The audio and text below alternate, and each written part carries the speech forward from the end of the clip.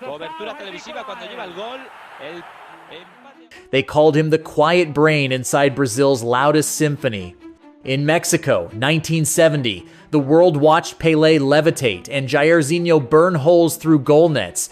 But the geometry beneath the fireworks, those little angles, feints, and sudden diagonals that unstitched defenses came from a left-footed phantom named Tostão. He wasn't the loudest genius, he was the one who made space breathe. A year earlier, a ball had smashed into his face with the force of a prophecy. Doctors peered into his eye and saw a future written in fractures. Play, and you may never see again. He played anyway.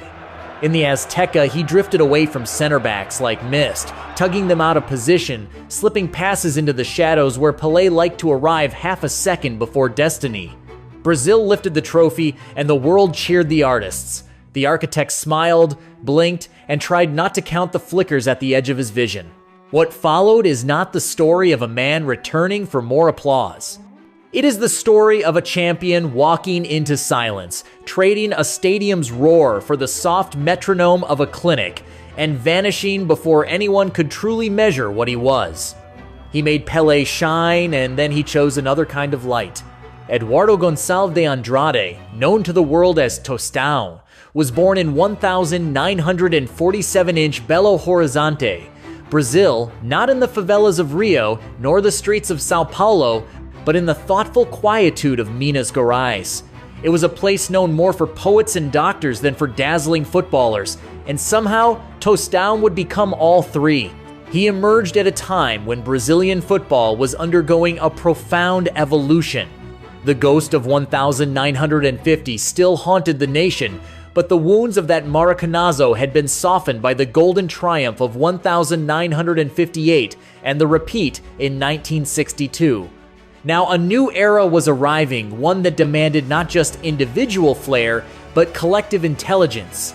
Brazil needed brains to go with its samba. Tostão began his professional career at Cruzeiro, where he played not as a classic striker, but as a deep-lying forward, orchestrating play from just behind the main line of attack. In a Brazil obsessed with number 10s, he was something harder to define, part strategist, part illusionist. He wasn't explosive like Garrincha or imperial like Pelé. He floated, read the game 2 seconds early, and passed like a surgeon making incisions. The late 1960s were tumultuous in Brazil, politically and socially. A military dictatorship had taken hold, and football, once pure pleasure, was becoming a tool of national propaganda. Yet amid the repression and unrest, the Seleção of 1970 was preparing for what would become the most iconic campaign in the sport's history. Pelé was returning, older and heavier. Jairzinho was peaking. Rivellino had a cannon for a left foot. And anchoring it all was Tostão, the cerebral heart of a team that would mesmerize the world. But Tostão's presence in that team was never guaranteed. A retinal injury in 1969 threatened to blind him permanently. Doctors warned him not to play. The Federation hesitated. But he fought to be there not for fame, but because the rhythm of the game still pulsed in his bones. By the time the 1970 World Cup kicked off, he was not just part of the team, he was its secret weapon. Tostão didn't rise like a rocket. He unfolded like a theorem. At Cruzeiro, he made his debut at just 15 years old, a boy among men, but already displaying the calm of a veteran and the vision of a maestro. He wasn't physically imposing, nor did he possess jaw-dropping pace, but what he had was rarer, timing. Every pass seemed delayed just enough to lure a defender into the wrong move. Every shot seemed placed in a spot only he could see. He quickly became Cruzeiro's central figure, the one who dictated tempo and thought 2 passes ahead. His breakthrough moment came in 1966 when Cruzeiro thrashed Pelé Santos 6-2 the final of the Taça Brazil. Tostão, barely 19, was the heartbeat of that historic win. That victory wasn't just an upset, it was a signal. Minas Gerais had its own giant now, and he wore number 8. But the true rise came not just in club football, but in his integration into the Seleção, where he would become Pelé's perfect complement. Their connection defied tactics and formations.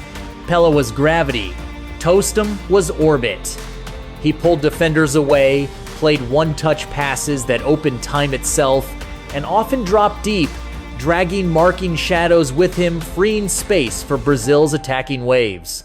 In the 1970 World Cup qualifiers, he was Brazil's top scorer, but just when he seemed destined for greatness, fate intervened. In 1969, a ball struck his left eye during a league match. The retina detached. The prognosis was grim. Surgery could save the eye, but not his career. Or worse, he could lose his sight entirely if he continued to play. For months, Brazil waited. So did Tostão. He underwent a delicate operation in Houston, Texas. Against all logic and medical advice, he returned. Quietly, stubbornly, he rejoined training. And by the time the Seleção landed in Mexico for the 1970 World Cup, Tostão was there not fully healed, but determined. He wasn't just another player. He was the architect of the most beautiful team ever assembled. The fall of Tostão didn't happen in one dramatic moment. It was a slow descent, subtle, quiet, and all the more painful for it. In Mexico, 1970, the world saw the glory. Tostão played all 6 matches, assisting, combining, weaving magic with Pelé, Jairzinho, and Rivellino. He wasn't the headline, but without him, there would have been no poetry. Against England, his dummy and pass broke down the reigning champions. Against Peru, his vision orchestrated waves of attack. In the final against Italy, he drew defenders like moths to flame, leaving space for others to burn. Brazil lifted the Jules Rimet trophy. The team was hailed as gods. And yet, Tostão knew something the world didn't. His vision was fading again. After the World Cup, he returned to Cruzeiro and tried to carry on. He was only 23. He still had the touch, the timing, but the eye, a window to his art, was betraying him. Blurred vision, headaches, uncertainty. Every game became a question: can I still see the angles? Can I still trust the ball? The pressure grew. In a Brazil obsessed with aesthetics and victories, there was no room for half players, no space for vulnerability. And so, in 1973, at just 26 years old, Tostão made the decision that shocked the country. He retired. No farewell tour, no testimonial match, no tears on the pitch. Just silence. He disappeared from football like a ghost stepping into fog. While Pelé moved to America and Rivellino to Saudi Arabia, Tostão enrolled in medical school. He didn't want to coach. He didn't want to be a pundit. He wanted to heal. And that's what he did. He became a doctor. A real one. A man who once carved up defenses with surgical precision now used actual scalpels to treat patients in Belo Horizonte. While fans whispered his name and debated his legacy, Tostão was checking pupils with pen lights and listening to heartbeats with a stethoscope. The fall wasn't scandalous or shameful. It was dignified. And that made it even more heartbreaking. In a country obsessed with its footballing gods, Tostão became the forgotten one. Not because he failed, he didn't, but because he left too early and left too quietly. There were no statues built in his name, no Netflix documentaries, no marketing campaigns celebrating his genius. The world remembered Pelé's smile, Jairzinho's power, Rivellino's mustache. But the man who made them all shine?